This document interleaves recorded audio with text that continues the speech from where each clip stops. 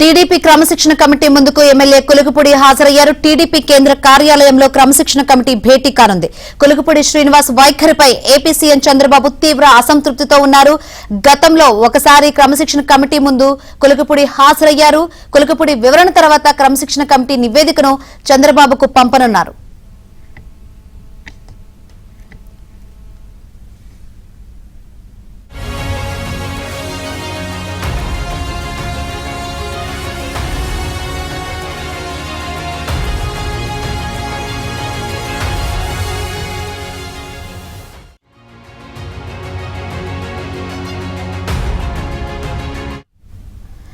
TDP క్రమశిక్షణ committee ముందు MLA కులుగుపూడి హాజరయ్యారు. టీడీపీ కేంద్ర కార్యాలయంలో క్రమశిక్షణ కమిటీ భేటీ కానుంది. కులుగుపూడి శ్రీనివాస్ వైఖరిపై ఏపీ సీఎం చంద్రబాబు తీవ్ర అసంతృప్తితో ఉన్నారు. మరిన్ని వివరాలు అందించేందుకు మా ప్రతినిధి పూర్ణ లైవ్ ద్వారా సిద్ధంగా ఉన్నారు. పూర్ణ, శంకరి, టీడీపీ క్రమశిక్షణ కమిటీ ముందున ఏదైతే తిరువురు ఎమ్మెల్యే కులుగుపూడి శ్రీనివాసరావు భేటీ మొత్తం కూడా పూర్తయిందని చెప్పవచ్చు. ఇదే అంశం సంబంధించి ఆయన అడిగి మరిన్ని వివరాలు ఇస్తాం. సార్, ప్రధానంగా ఈరోజు క్రమశిక్షణ కమిటీ ముందులో హాజరయ్యారు.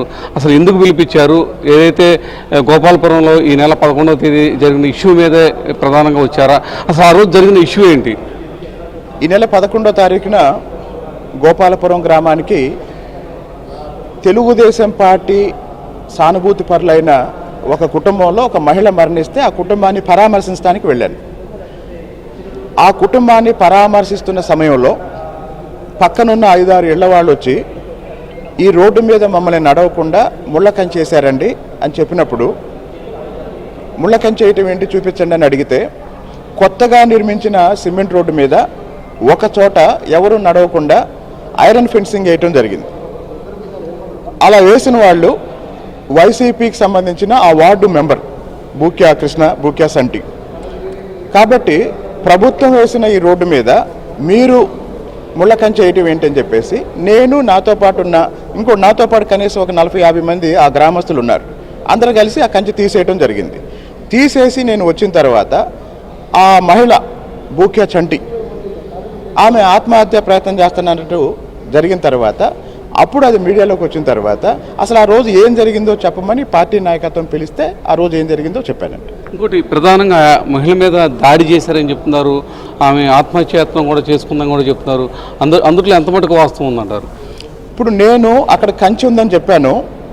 అక్కడ కంచె నేను దాటుతున్నట్టు నేను ఫోటోలు చూపించాను. నేను దాడి చేసినట్టు కానీ ఆ మహిళ ఏమైనా గాయపడ్డట్టు కానీ ఎవరన్నా ఏమైనా ఆధారాలు చూపించండి. అంటే వాళ్ళకి సంబంధించిన సెల్ ఫోన్ కూడా మీరు ధ్వంసం చేశారు అని చెప్తున్నారు. ఇప్పుడు నేను ఆ రోడ్డు మీద వెళ్తున్నప్పుడు ఆ కంచె దగ్గర ఉన్నప్పుడు వాళ్ళ ఇంటి ముందు ఉండి ఆమె అరవటం మొదలుపెట్టింది, తిట్టడం మొదలుపెట్టింది.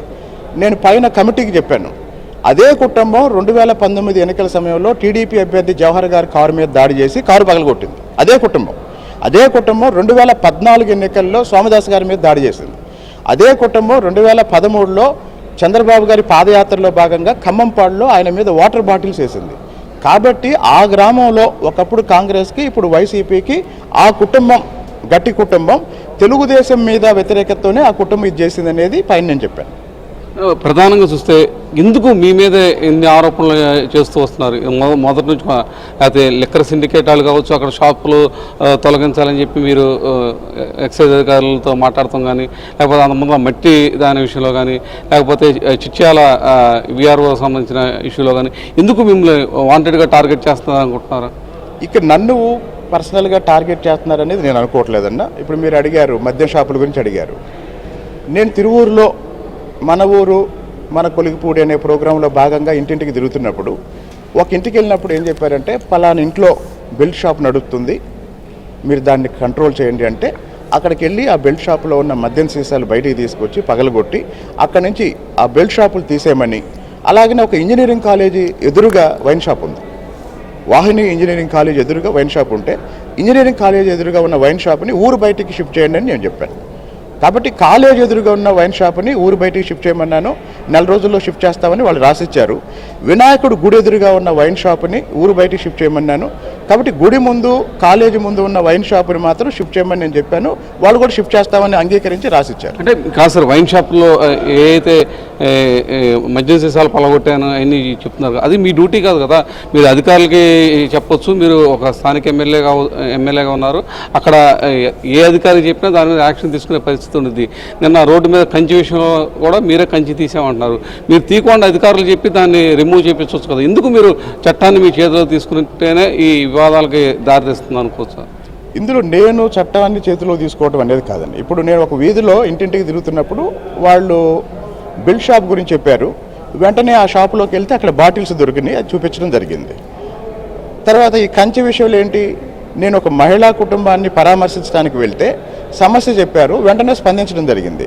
కాబట్టి అవన్నీ అక్కడికక్కడ యాదృచ్ఛికంగా జరిగిన సంఘటనలు. అంటే మీకు న్యాయం కావచ్చు, వాళ్ళకి వేరే కారణాలు చూస్తున్నారు కదా. వేరే కారణాలు ఇప్పుడు వేరే కారణాలే ఉండవు. ఏదైనా సరే మంచి అయితే మంచి, చెడు అయితే చెడు, ఈ రెండే ఉంటాయి.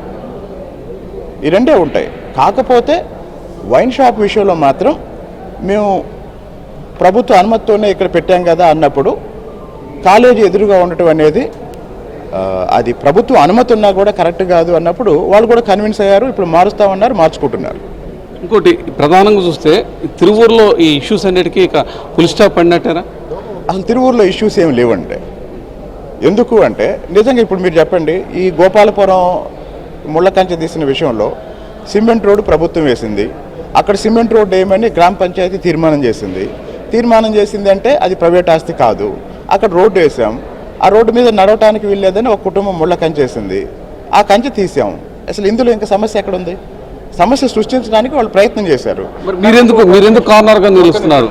ఆ మహిళ ఆత్మహత్య చేసుకుంది అని చెప్పుతున్న మహిళ ఆమె హాస్పిటల్లో జాయిన్ చేసిన తర్వాత మళ్ళీ వాళ్ళ బంధువుల ద్వారా నాకు ఫోన్ చేసి ఒక ఆసుపత్రికి ఒక 35,000 ఖర్చు అవుతుంది, అవి ఇస్తే ఇంటికి వెళ్ళిపోతామని అడిగారు. నేను ₹1 కూడా ఇవ్వను అని చెప్పాను. కాబట్టి అదేదో రాజకీయంగా బెదిరించడానికో భయపెట్టడానికి చేసిన ప్రయత్నం నేను అనుకుంటున్నాను. అంటే ఇప్పుడు మీ మీద వాంటెడ్గా చేస్తున్నారా, లేకపోతే ఎందుకు ఇవన్నీ కూడా వస్తున్నాయి? ఇప్పుడు ఆమె లేదా ఆ సంఘటన ఆ రోజు అనుకోకుండా నేను అక్కడ ఒక పరామర్శకు వెళ్ళటం వల్ల జరిగింది తప్ప వాళ్ళకి ముందుగా ఎలాంటి ఐడియా ఉండకపోవచ్చు. మాకైతే ఆ సమస్య ఉందని కూడా అక్కడికి వెళ్ళిన దాకా తెలియదు. ఇదంతా అనుకోకుండా జరిగింది. ఇది పరిస్థితి. ఏదైతే అక్కడ అనుకోకుండా జరిగిన సంఘటన అది. ఎందుకంటే పర్టికులర్గా వాంటెడ్గా అక్కడ జరగలేదు అని చెప్పి కొలిపూడి శ్రీనివాస కమిటీ ముందు అయితే వివరణ ఇచ్చిన పరిస్థితి నెలకొందని చెప్పొచ్చు. ఎందుకంటే అక్కడ సిమెంట్ రోడ్డు చూస్తానికి వెళ్ళాను, అక్కడికి వెళ్ళినప్పుడు ఒక సమస్య ఉందని చెప్పి తన దృష్టికి తీసుకొచ్చారు.